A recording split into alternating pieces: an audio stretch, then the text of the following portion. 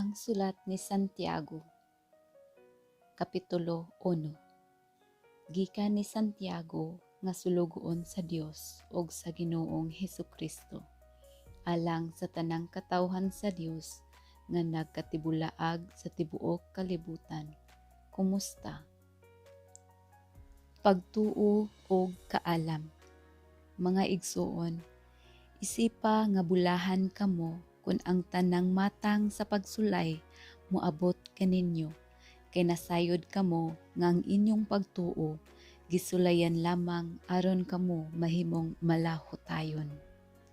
Paniguroa nga ang inyong pagkamalahotayon mahingpit aron mahingpit gayud kamo ug dili makulangan sa bisan unsa. Apan kun diha kaninyo may nakulangan ug kaalam, papangayua siya sa Dios, ug dili gayud siya mapakyas, kay ang Dios mahinatagon ug maluluy-on man sa tanan.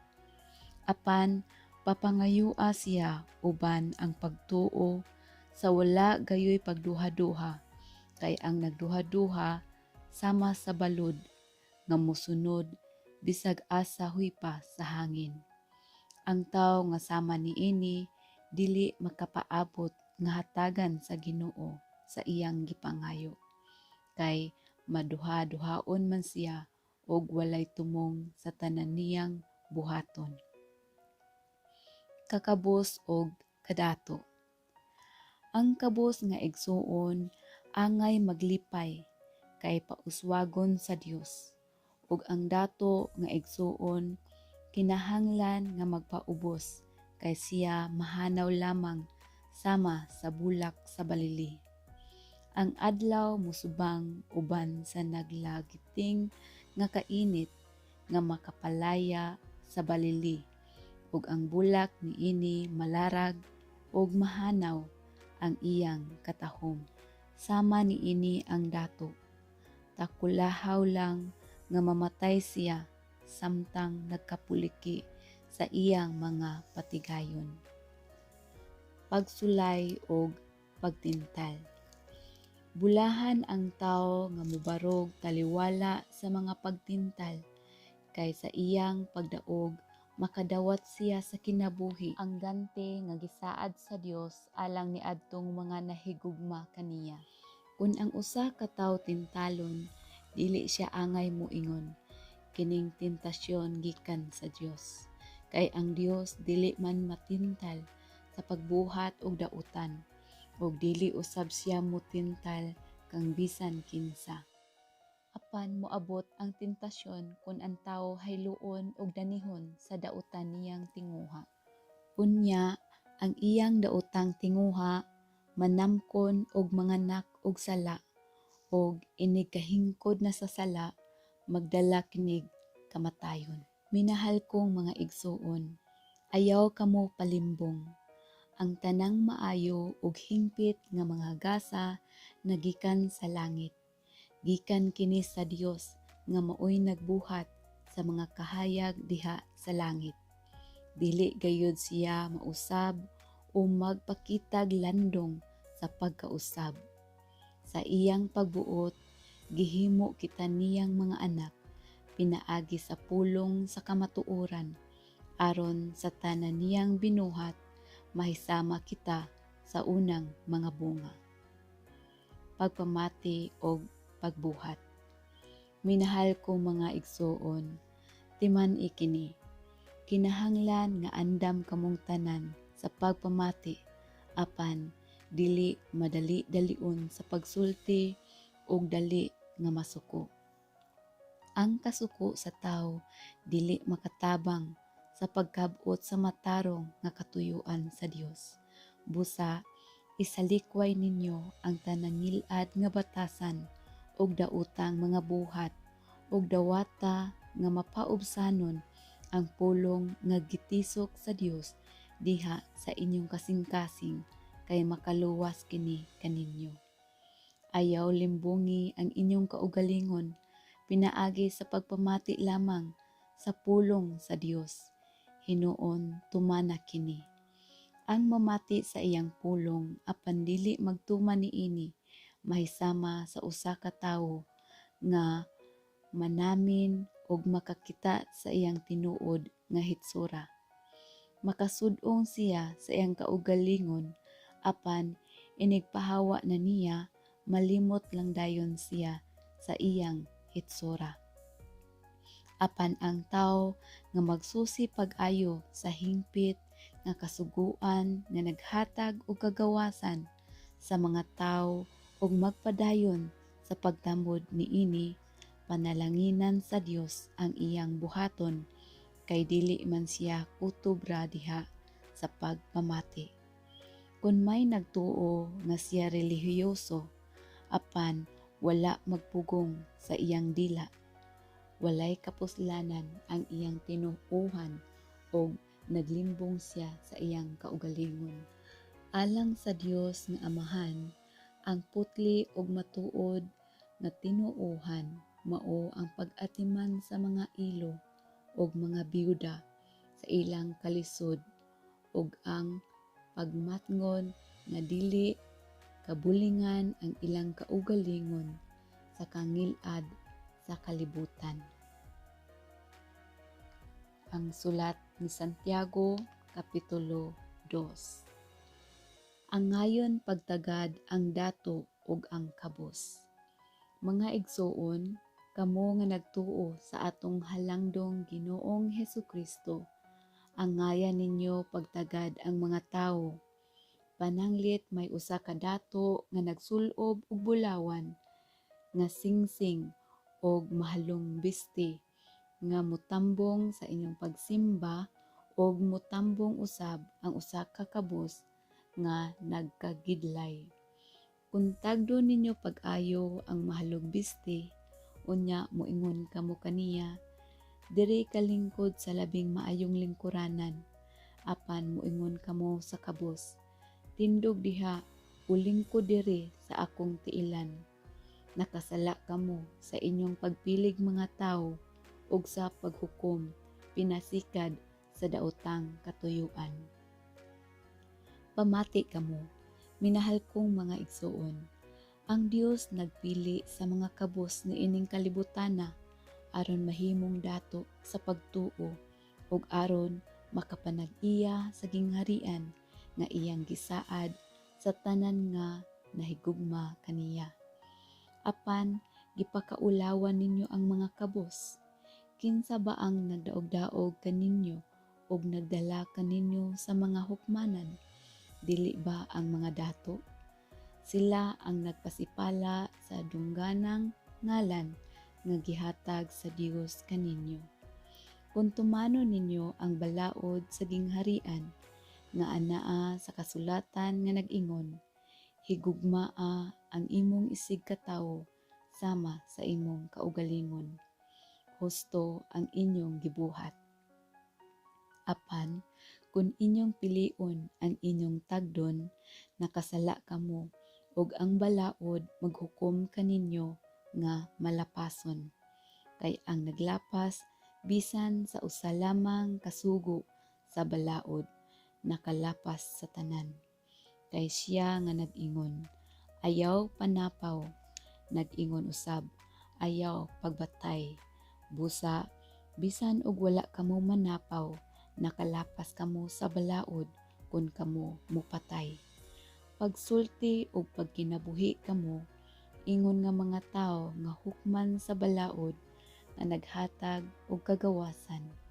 Kay ang Dios dili maluoy, inighukom niya sa tawo nga wala maluoy sa uban, apan ang kaluoy mupatigbabaw gayud kaysa pagsilot. Ang pagtuo og ang mga buhat. Mga igsoon, unsay kapuslanan kung ang usa ka tawo moingon nga siya may pagtuo apan walay maayong binuhatan? Makaluwas ba kaniya ang iyang pagtuo? Dili gayud. Pananglit may mga kaigsuonan nagkinahanglan og bisti ug walay igong pagkaon. Magpulos ba ang inyong pag-ingon kanila? Panalanginan unta kamo sa Dios. Pagsinina kamo ug kaog maayo. Kung dili ninyo sila hatagan sa ilang gikinahanglan, ingon niini ang pagtuo. Patay kini kung dili ubanan sa buhat. Apan, dunay moingon, ikaw may pagtuo ug ako may mga buhat. Ang ikatubag ko mao kini. Pakit-a ako sa imong pagtuo nga walay buhat ug pakit-on ko ikaw sa akong pagtuo pinaagi sa akong mga buhat. Nagtuo ka nga usa ray Dios, maayo ka na. Apan ang mga demonyo nagtuo usab niana ug nagkurog sa kahadlok. Buang-buang. Kinahanglan ka pa bang saysayan nga ang pagtuo nga dili ubanag mga buhat walay kapuslanan? Sa unsa bang paagiha nga ang atong amahan nga si Abraham giisip sa Dios nga matarong? Dili ba tungod sa paghalad niya sa iyang anak nga si Isaac didto sa halaran? Busa, klaro kaayo nga ang iyang pagtuo giubanan sa mga buhat ug ang iyang pagtuo nahingpit pinaagi sa iyang mga buhat. Ug natuman ang giingon sa kasulatan, si Abraham mituo sa Dios ug tungod sa iyang pagtuo ang Dios nag-isip kaniya nga matarong ug siya ginganlag higala sa Dios. Busa, nakita ninyo nga ang usa ka tawo isipon sa Dios nga matarong tungod sa iyang mga buhat ug dili tungod sa pagtuo lamang. Ingon usab niini ang nahitabo sa daotang babaye nga si Rahab. Giisip siya sa Dios nga matarong tungod sa iyang pagdawat ug pagtabang sa mga espiyang Hudiyo pag-ikyas agi sa laing dalan. Kay sama nga patay ang lawas nga wala nay espiritu, patay usab ang pagtuo kung walay mga buhat. Ang sulat ni Santiago Kapitulo 3. Ang dila. Mga igsoon, pipila lamang kaninyo ang angay mahimong magtutudlo, kay nasayod kamo nga kitang mga magtutudlo hukman sa mas higpit nga paghukom kaysa uban. Kitang tanan masayop. Ang tao nga dili masayop sa iyang pagpanulti, hingpit ug makahimo sa pagpugong sa iyang kaugalingon. Atong bukaduhan ang baba sa kabayo aron musunod kini bisag asa nato paadtoa. Ug tan-awa usab ang mga barko bisan pa sa kadagko niini ug gihuyop sa kusog nga hangin, gigiyahan lamang kini sa gamayng timon ug moadto bisan asa paadtoa sa kapitan. Ingon usab niini ang dila, bisan sa kagamay niini makapanganda kini sa dagkong mga butang. Huna-hunaa unsa kadako nga lasang ang masunog sa gamayng kalayo. Ang dila sama sa kalayo. Kini maoy usa ka mangil-ad nga kalibutan nga bahin sa atong lawas ug nagbuling sa tibuok lawas ug nagpasilaob sa tibuok natong kinabuhi sa kalayo nga gikan gayud sa impierno. Makahimo ang tawo ug nahimo gayud sa tawo ang pag-anad sa tanang matang sa ihalas nga mga mananap, mga langgam ug mga binuhat sa kadagatan, apan walay makamanso sa dila. Dautan kini og dili kapungan ug puno sa hilo nga makamatay. Ato kining gigamit sa pagpasalamat sa atong Ginoo ug Amahan ug sa pagtunglo sa atong isig katawo nga gibuhat sama sa dagway sa Dios. Ang mga pagpasalamat ug pagtunglo mugula sa maurang baba. Mga igsoon, dili kini angay mahitabo. Dili mahimo nga magikan sa usa lamang katubod ang tab-ang ug ang parat nga tubig. Ang kahoyng igira dili makabunga og olibo, o ang paras makabunga og igos, o ang dagat makahatag og tab-ang nga tubig. Ang kaalam nga gikan sa langit. Kung diha kaninyo may maalam ug masinabuton, kinahanglan ipakita niya kini sa iyang kinabuhi pinaagi sa mga maayong buhat nga inubanan sa pagpaubos ug sa kaalam. Apan kung sa inyong kasing-kasing anaa ang hilabihang kasina ug kahakog, ayaw pagpakasala batok sa kamatuoran pinaagi sa pagpasigarbo sa imong kaalam. Ang maong matang sa kaalam dili langitnon kundili kalibutanon, dili Diosnon kundili yawanon. Diin anaa ang kasina ug ang pagpaninguha alang sa kaugalingong kaayuhan lamang. Ana usab ang kasamok ug tanang matang sa daotang buhat.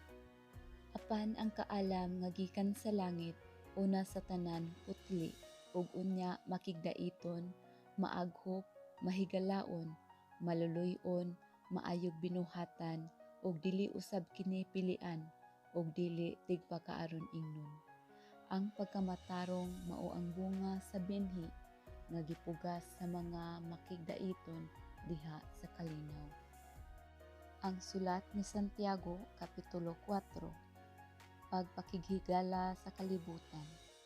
Unsabay hinungdan sa inyong panag-away o panagbingkil?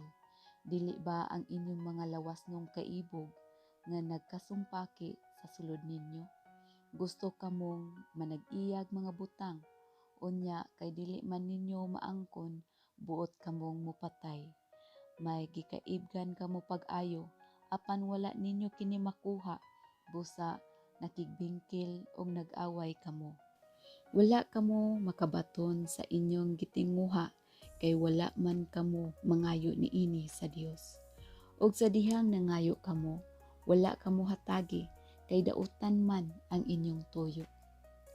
Nangayo kamo aron lamang sa pagtagbaw sa inyong mga lawasnong kaibog, mga maluibon. Wala ba kamo masayod nga ang pakighigala sa kalibutan maoy pagpakig-away sa Dios? Kay kadtong buot makighigala sa kalibutan nakig-away sa Dios. Ayaw ninyo huna-hunaa nga walay hinungdan ang giingon sa kasulatan. Ang espiritu nga gibutang sa Dios dinhi kanato puno sa nagdilaab nga pangandoy. Apan ang grasya nga gihatag sa Dios daghan pa. Sumala sa giingon sa kasulatan, kaaway sa Dios ang mga mapahitason, apan maghatag siya grasya sa mga mapaubsanon. Busa, pag masinugtanon kamo sa Dios, sukli ninyo ang yawa ug mudagan siya. Duol kamo sa Dios ug muduol siya kaninyo. Pag hinulsol kamo mga makasasala, hinlui ang inyong kasing-kasing mga tigpakaaron ingnon. Pangaguol kamo, pagsubok ug paghilak, ilisi ang inyong katawa sa hilak ug ang hudyaka sa kasubok. Pagpaubos kamo sa atubangan sa Ginoo ug bayawon kamo niya. Pahimangno sa dili paghukom sa isig ka magtotoo. Mga igsuon, ayaw kamo pagdinaotay, kay ang magdaot sa iyang isig ka magtotoo o maghukom kaniya, nagdaot o naghukom sa balaod. Kung maghukom ka sa balaod, wala ka na magtuman, kundili naghukom niini.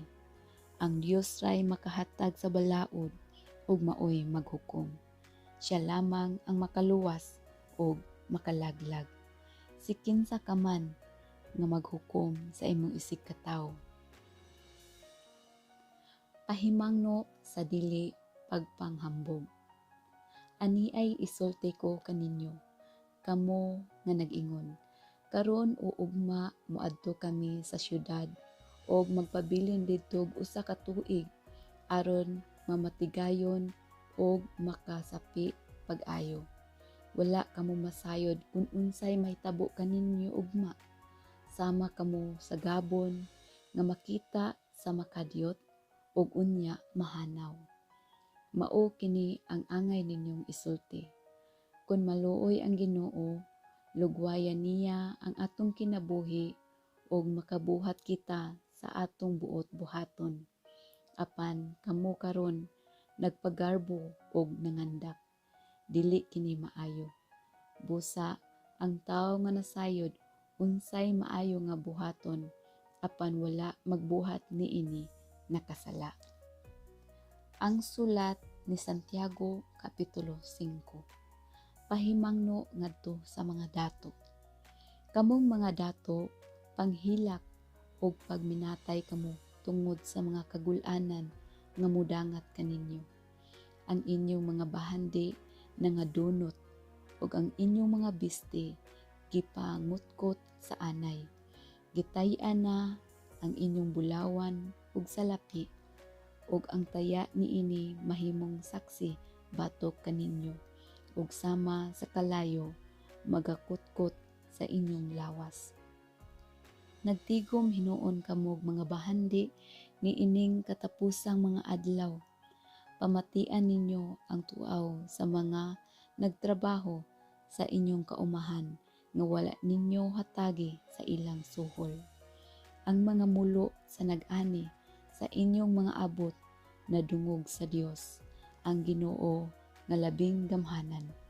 Dinhi sa kalibutan, haruhay kaayo ang inyong pagpuyo ug nagpatuyang kamo sa kahilayan. Gipatambok ninyo ang inyong kaugalingon tagana sa adlaw nga ting-ihaw. Gisilutan o gipatay ninyo ang taong walay sala. Wala siya musukol kaninyo. Pailob og pag-ampo. Busa pailob kamo mga igsuon hangtod sa pag-abot sa Ginoo. Tan-awa unsa ang pagpailob sa mag-uuma samtang siya nagpaabot sa pag-ani. Mapailubon siyang nagpaabot sa una ug sa ulahing ting-ulan. Busa kinahanglan nga magpailob usab kamo. Lig-una ang inyong paglaom kay duol na ang pagbalik sa Ginoo. Mga igsuon, ayaw kamo pagbagulbol sa usag-usa aron dili kamo silutan sa Dios. Ang maghuhukom ana-ana sa pultahan. Mga igsuon, hinumdumi ninyo ang mga propeta nga nagwali sa ngalan sa Ginoo. Himua sila nga panig-ingnan sa mapailubong pag-antos taliwala sa mga kalisdanan. Ato silang giisip nga bulahan kay sila nakalahutay man. Gisuginlan kamo mahitungod sa pagka mapailubon ni Job ug inyong nasayran ang gibalos sa Ginoo kaniya sa katapusan kay ang Ginoo mahigugmaon ug maluluy-on kaayo. Labaw sa tanan mga igsuon, ayaw kamo panumpa kun manaad kamo. Ayaw panumpa sa langit o sa yuta o sa bisan unsa. Ingna lamang oo kun uyon kamo o dili kun dili kamo uyon aron dili kamo silutan sa Dios. Kun may nagkalisod-lisod kaninyo, paampua siya sa Dios. Ang nagmalipayon, paawitag mga awit sa pagdayeg. Kung adunay nagmasakiton kaninyo, ipatawag ang mga pangulo sa simbahan aron magampo alang kaniya ug sa ngalan sa Ginoo magdihog kaniyag lana. Ang maong pag-ampo nga inubanan sa pagtuo makaayo sa masakiton. Ang Ginoo mopahiuli kaniya sa maayong panglawas ug mopasaylo sa iyang mga sala. Busa, pagsugiray kamo sa inyong mga sala ug pag-ampo alang sa usag-usa aron kamo mga ayo. Ang pag-ampo sa tawo nga matarong dakog kahimuan. Si Elias sama kanato, apan siya mainitong nagampo nga dili unta muulan ug wala gayud muulan sulod sa 3 ka tuig ug tunga. Ug unya nagampo na usab siya nga muulan unta ug ang langit mibubo sa iyang ulan ug ang yuta mihatag sa iyang abot.